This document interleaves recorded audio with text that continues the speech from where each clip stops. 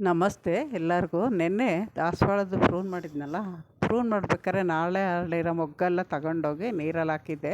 ನೋಡಿ ಎಷ್ಟು ಚೆನ್ನಾಗಿ ಅರಳಿದಾವೆ ಅಂತ. ಬಟ್ಲಲ್ಲಿ ನೀರು ಹಾಕಿ ಅರಳಿದ್ದೆ. ಸುಮಾರು ಹೂವು ಮೊಗ್ಗಿದ್ವು ನಾಳೆ ಅರಳಂಥವು. ಒಂದೊಂದು ತುದೂಗಿರೋವು ಮಾತ್ರ ಬಿಟ್ಟಿದ್ದೀನಿ, ಅವನ್ನು ತೋರಿಸ್ತೀನಿ. ಅವು ಇವತ್ತು ಅರಳಿದೆ. ಅರಳಿದ ಮೇಲೆ ಅದನ್ನು ಸ್ವಲ್ಪ ಕೊನೆಗೆ ಉದ್ದ ಜಾಸ್ತಿ ಇತ್ತಲ್ವ, ಅದರಿಂದ ಪ್ರೂನ್ ಮಾಡಿಲ್ಲ. ಆಮೇಲೆ ಕಟಿಂಗ್ ಇಟ್ಕೋಬೇಕು ಅಂತ ಒಂದೊಂದು ಗಿಡ ಪ್ರೂನ್ ಮಾಡಿಲ್ಲ. ಅದನ್ನು ಇವತ್ತು ಹೂವು ತೆಗೆದ್ಮೇಲೆ ಪ್ರೂನ್ ಮಾಡ್ತೀನಿ. ಇದೊಂದು ಗುಲಾಬಿ ಗಿಡ, ಡಬಲ್ ಕಲರು, ನೋಡೋಕೆ ಚೆನ್ನಾಗಿರುತ್ತೆ. ಇದು ಲಾಲ್ಬಾಗಿಂದ ತಂದಿದ್ದು. ಇದು ಆಗಲೇ ಅರಳಿಬಿಟ್ಟು 5-6 ದಿನ ಆಯಿತು. ಇನ್ನೊಂದು ದಿನಕ್ಕೆ ಅದು ಎಲ್ಲ ಎಸಳೆಲ್ಲ ಉದುರೋಗುತ್ತೆ. ಆ ಥರ ಇರುತ್ತೆ. ನೋಡಿ, ಪ್ರೂನ್ ಮಾಡಿದ್ಮೇಲೆ ತಿರ್ಗಾ ಬೆಳಗ್ಗೆ ತೋರಿಸ್ತಾ ಇದ್ದೀನಿ ಗಾರ್ಡನ್ನು. ನೋಡಿ, ಈ ಥರ ಪ್ರೂನ್ ಮಾಡಿರೋದಕ್ಕೆ ನಿಮಗೆಲ್ಲ ಬೋರ್ಡ್ ಥರ ಕಾಣುತ್ತೆ. ಆಮೇಲೆ ಇದನ್ನು ಮೇಲೆ ಇತ್ತಲ್ಲ ತುದಿಗೆ ಅಂತ ಅದೇ ಬಿಟ್ಟಿದ್ದೆ, ಯಾಕೆಂದರೆ ಇದ್ರ ಕಟಿಂಗ್ ಇಟ್ಕೋಬೇಕು ನಾನು. ಅದಕ್ಕೆ ಅದನ್ನು ಬಿಟ್ಟಿದ್ದೀನಿ. ಇವಾಗ ಹೂವು ತೆಗೆದ್ಬಿಟ್ಟು ಅದ್ರ ಕಟಿಂಗೂ ಇಡ್ತೀನಿ. ಇವಾಗಲೇ ಇಡಲ್ಲ, ಸಮಯ ಬಂದಾಗ ಇಡ್ತೀನಿ. ಅದನ್ನು ಯಾವ ಥರ ಸೇವ್ ಮಾಡ್ತೀನಿ ಅಂತ ತೋರಿಸ್ತೀನಿ. ಇದು ಸೈಡಲ್ಲಿ ಬಿಟ್ಟಿರೋ ಮೊಗ್ಗುಗಳು ಒಂದೊಂದು ಬಿಟ್ಟಿದ್ದೆ. ನಾನು ಪ್ರೂನ್ ಮಾಡಬೇಕಾದ್ರೆ ಯಾವ್ಯಾವ ಮೊಗ್ಗು ಅರಳಿರೋವು ಮಾಡಬೇಕಾಗುತ್ತೋ ಅಂಥ ಮೊಗ್ಗು ಮಾತ್ರ ನಾನು ತೆಗೆದು ನೀರಲ್ಲಿ ಹಾಕಿದ್ದೆ. ತಿರ್ಗಾ ಬೆಳಗ್ಗೆ ಬಂದಾಗ ಈ ಥರ ಒಂದೊಂದು ನಾನು ಬಿಟ್ಟಿದ್ನಲ್ಲ ಅವೆಲ್ಲ ಅರಳಿದ್ದಾವೆ. ಅದು ಆ ಹೂವು ತೋರಿಸ್ಬಿಟ್ಟು ನಿಮಗೆ ಇವತ್ತು ಒಂದು ಮುಖ್ಯವಾಗಿ ಬೇಸಿಗೆಗಾಲದಲ್ಲಿ ಒಂದು ಪೌಡ್ರ್ ಮಾಡ್ಕೊಬೋದು. ಈಸಿಯಾಗಿ ಪೌಡ್ರ್ ಮಾಡ್ಕೊಬೋದು. ಅದು ಮಳೆಗಾಲಕ್ಕೂ ಯೂಸ್ ಆಗುತ್ತೆ. ಚಳಿಗಾಲ, ಬೇಸಿಗೆಗಾಲ, ಮಳೆಗಾಲ ಎಲ್ಲದಕ್ಕೂ ಯೂಸ್ ಆಗುತ್ತೆ. ಅಂದರೆ ಬೇಸಿಗೆಗಾಲದಲ್ಲಿ ಮಾಡೋಕ್ಕೆ ಸರಿಯಾದ ಟೈಮು ಅದು ಯಾವುದು, ಯಾವ ಥರ ಮಾಡಬೇಕು, ಏನು ಉಪಯೋಗ ಅಂತ ಎಲ್ಲ ವಿಡಿಯೋದಲ್ಲಿ ಹೇಳ್ತೀನಿ. ಪೂರ್ತಿ ವಿಡಿಯೋ ನೋಡಿ ಸಪೋರ್ಟ್ ಮಾಡಿ. ಹೊಸಬ್ರು ಯಾರಾದರೂ ಫಸ್ಟ್ ಸರಿ ಚಾನಲಿಗೆ ಬಂದು ವಿಡಿಯೋ ನೋಡ್ತಿದ್ರೆ ದಯವಿಟ್ಟು ಸಬ್ಸ್ಕ್ರೈಬ್ ಮಾಡ್ಕೊಂಡು ನೋಡಿ.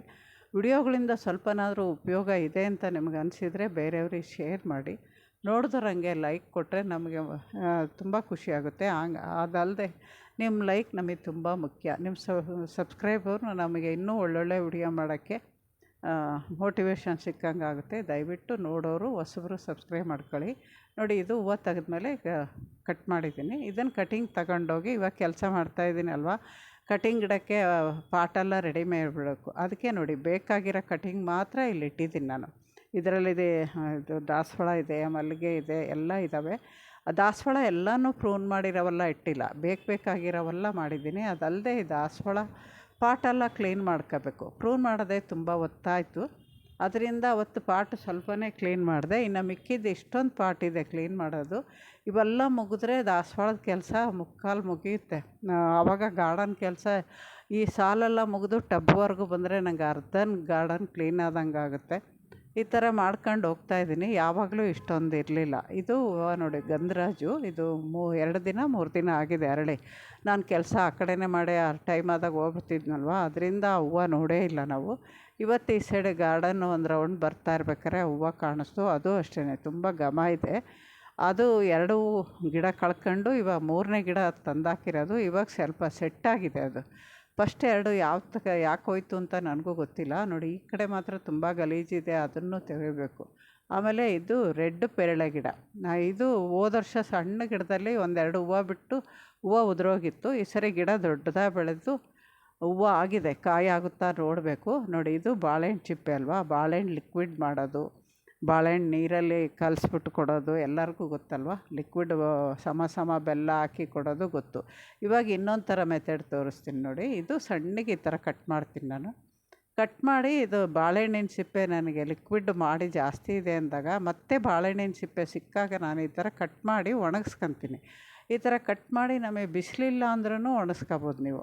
ಯಾವ ಥರ ಅಂತ ತೋರಿಸ್ತೀನಿ. ಈ ಥರ ಯಾವ್ದಾದ್ರು ವೇಸ್ಟ್ ತಟ್ಟೆಯಲ್ಲಿ ತೆಳ್ಳಗೆ ಹರಡ್ಬಿಟ್ಟು ಈ ಸ್ಟವ್ ನಾವು ಅಡುಗೆ ಮಾಡ್ತೀವಲ್ಲ, ಸ್ಟವ್ವು ಅದರ ಅಡಿಗೆ ಇಟ್ಬಿಡಬೇಕು. ಆವಾಗ ನಾವು ಮೇಲೆ ಈ ಥರ ಅಡುಗೆ ಮಾಡ್ತಾ ಇರ್ತೀವಲ್ಲ, ಅದ್ರ ಬಿಸಿಯಿಂದ ಬಾಳೆಹಣ್ಣಿನ ಸಿಪ್ಪೆ ಒಣಗುತ್ತೆ. ಅಲ್ಲಿ ಇರುವೆ ಬರಲ್ಲ, ಆಮೇಲೆ ನೊಣ ಆಡಲ್ಲ, ಏನೂ ಆಡಲ್ಲ ಸಿಪ್ಪೆಯಿಂದ. ಅದು ಭಯ ಬೇಡ ನಿಮಗೆ. ತೋರಿಸ್ತೀನಿ ನಾನು. ಇವಾಗ 3 ತಿಂಗಳ ಕೆಳಗಡೆ ಒಣಗಿಸಿಟ್ಟಿದ್ದೀನಿ. ಒಣಗಿಸಿಟ್ಟ ಮೇಲೆ ನೀವು ಒಂದು ಡಬ್ಬಿಗೆ ಹಾಕಿ ಎಷ್ಟು ದಿನ ಬೇಕಾದ್ರೂ ಇಟ್ಕೋಬೋದು. ಬೇಕಾದಾಗ ಯೂಸ್ ಮಾಡ್ಬೋದು. ಯೂಸ್ ಮಾಡೋದು ಕೂಡ ಯಾವ ಥರ ಅಂತ ತೋರಿಸ್ತೀನಿ ನೋಡಿ. ಇದು 3 ತಿಂಗಳ ಕೆಳಗಡೆ ನಾನು ಬಾಳೆಹಣ್ಣಿನ ಸಿಪ್ಪೆ ಒಣಗಿಸಿಟ್ಟಿರೋದು. ಸೈಡಲ್ಲಿ ಆರೆಂಜ್ ಸಿಪ್ಪೆ 2 ಒಣಗಿಸಿಟ್ಟಿದ್ದೆ, ಬೇರೆ ಬೇರೆ ಒಣಗಿಸಿಟ್ಟಿದ್ದೆ. ಒಂದೇ ಡಬ್ಬಿಲಿ ಇವಾಗ ಮೊನ್ನೆ ಹಾಕಿದ್ದೀನಿ. ಇವಾಗ ಅದನ್ನು ಯಾವ ಥರ ಉಪಯೋಗಿಸ್ಬೋದು ಅಂತ ನೋಡ್ಬೋದು. ಇದೇ ಥರ ಕೊಡ್ಬೋದು. ಅಂದರೆ ಇದೇ ಥರ ಕೊಟ್ಟರೆ ಅದು ನೀರಲ್ಲಿ ನೆಂದು ಕರಗೋಕ್ಕೆ ತುಂಬ ಲೇಟ್ ಆಗುತ್ತೆ. ಇದು ಟೀ ಪುಡಿ. ನಾವು ಟೀ ಮಾಡಿ ಎಸಿತೀವಲ್ಲ, ಆ ಟೀ ಪುಡಿನ ನಾವು ಅದರಲ್ಲಿ ಹಾಲಿನ ಅಂಶ, ಸಕ್ಕರೆ ಅಂಶ ಹೋಗೋವರೆಗೂ ಚೆನ್ನಾಗಿ ತೊಳಿಬೇಕು. ತೊಳೆದ್ಬಿಟ್ಟು ಒಣಗಿಸಿಟ್ಕೊಳ್ಳೋದು. ಒಣಗಿಸಿಟ್ಕೊಂಡ್ರೆ ಅವು 3 ಕಲಿಸ್ಬಿಟ್ಟು ನಾವು ಗಿಡಗಳಿಗೆ ಯಾವ ಥರ ಕೊಡ್ಬೋದು ಅಂತ ತೋರಿಸ್ತೀನಿ. ಇದು ಮಾಡಿಟ್ಕೊಳ್ಳೋಕ್ಕೆ ತುಂಬ ಸುಲಭ. ಆಮೇಲೆ ಎಷ್ಟು ಒಂದು ಗೊನೆ ಬಾಳೆಹಣ್ಣು, ಆಮೇಲೆ ಎಷ್ಟೋ ಆರೆಂಜು ಸಿಪ್ಪೆ ಎಷ್ಟೋ ಹಾಕಿ ಒಂದು ದೊಡ್ಡ ಬಾಟ್ಲು ತುಂಬ ಪುಡಿ ಮಾಡಿ ಇಟ್ಕೊಂಡ್ರೆ ನಮ್ಗೆ ಎಷ್ಟೋ ತಿಂಗಳೇನು 6 ತಿಂಗಳು 3 ತಿಂಗಳವರೆಗೂ ಉಪಯೋಗಿಸ್ಬೋದು. ನೋಡಿ ಅದನ್ನು ನಾನಿವಾಗ ಬಾಳೆಹಣ್ಣು ಚಿಪ್ಪೆ, ಕಿತ್ತಳೆ ಹಣ್ಣಿನ ಚಿಪ್ಪೆ, ಟೀ ಪುಡಿ 3 ಹಾಕಿ ಪೌಡ್ರ್ ಮಾಡ್ತೀನಿ. ಈ ಥರ ಪೌಡ್ರ್ ಮಾಡಿ ಇಟ್ಕೊಂಡ್ರೆ ನಿಮಗೆ ಇವಾಗ ಅದು ಹೆಚ್ಚು ಕಮ್ಮಿ 10 ಬಾಳೆಹಣ್ಣಿನ ಸಿಪ್ಪೆ ಇದೆ, ಒಣಗಿದಾಗ ಸ್ವಲ್ಪನೇ ಆಗುತ್ತೆ.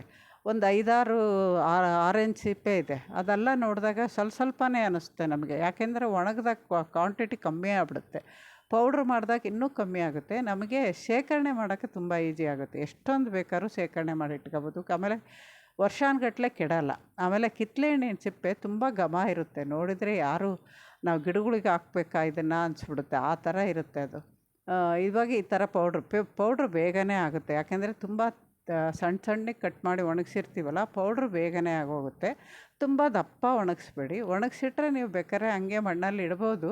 ಅದೇ ಹೇಳಿದ್ನಲ್ಲ, ನಿಧಾನವಾಗಿ ಕೊಳೆಯುತ್ತೆ. ಇದಾದರೆ ತಕ್ಷಣ ನಮಗೆ ಹಾಕಿದ್ದು ಮಾರನೇ ದಿನ ನೀರು ಹಾಕ್ದಲೇ ಗಿಡಗಳಿಗೆ ಬೇರ್ಗೆ ಹೋಗುತ್ತೆ. ಅದರಿಂದ ನೀವು ಈ ಥರ ಮಾಡ್ಕೊಬೋದು. ಆಮೇಲೆ ಶೇಖರಣೆ ಮಾಡಿ ಒಂದು ಬಾಟ್ಲಲ್ಲಿ ಹಾಕಿಟ್ಕೊಳ್ಳೋಕೆ ತುಂಬ ಈಜಿ ಅಲ್ವಾ. ಸ್ಟೋರ್ ಮಾಡೋಕ್ಕೆ ತುಂಬ ಈಜಿ, ಎಷ್ಟು ಬೇಕಾದ್ರೂ ಸ್ಟೋರ್ ಮಾಡ್ಕೊಬೋದು.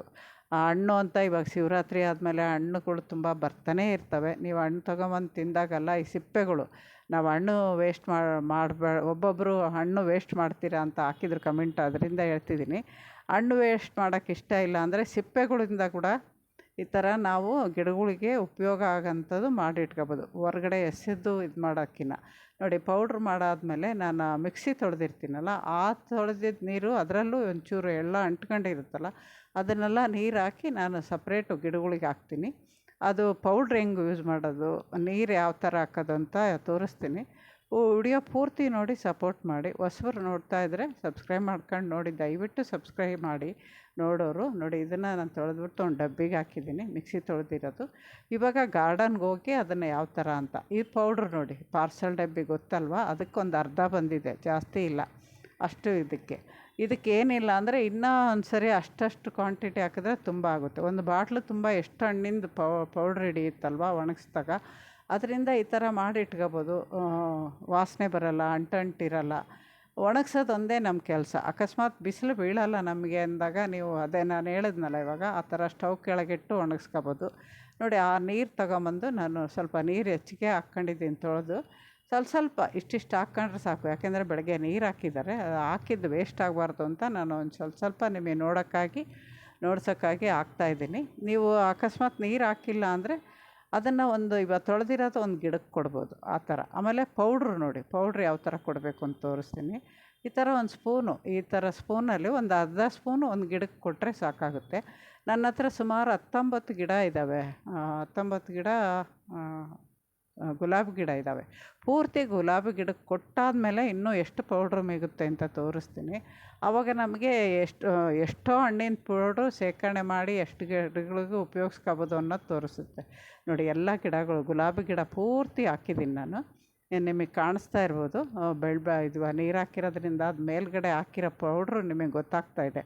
ಅದಷ್ಟು ಹಾಕಿ ಅಷ್ಟು ಮಿಕ್ಕಿದೆ. ಯಾಕೆ ಅಂದರೆ ಇನ್ನೂ 2 ಸರಿ ಹಾಕ್ಬೋದು, ಅಷ್ಟೊಂದು ಮಿಕ್ಕಿದೆ ಅಷ್ಟು ಹಣ್ಣಿಗೆ ಪೌಡ್ರ್ ಮಾಡಿರೋದಕ್ಕೆ. ಅದಕ್ಕೆ ನಾವು ಜಾಸ್ತಿ ಕ್ವಾಂಟಿಟಿ ಮಾಡ್ಕೊಂಡ್ರೆ ಮಳೆಗಾಲದಲ್ಲಿ ಕೊಡ್ಬೋದು. ಅದರಿಂದ ಈ ಥರ ಮಾಡ್ಕೊಳ್ಳಿ. ನಮಸ್ತೆ, ಇನ್ನೊಂದು ವಿಡಿಯೋದಲ್ಲಿ ಸಿಗ್ತೀನಿ.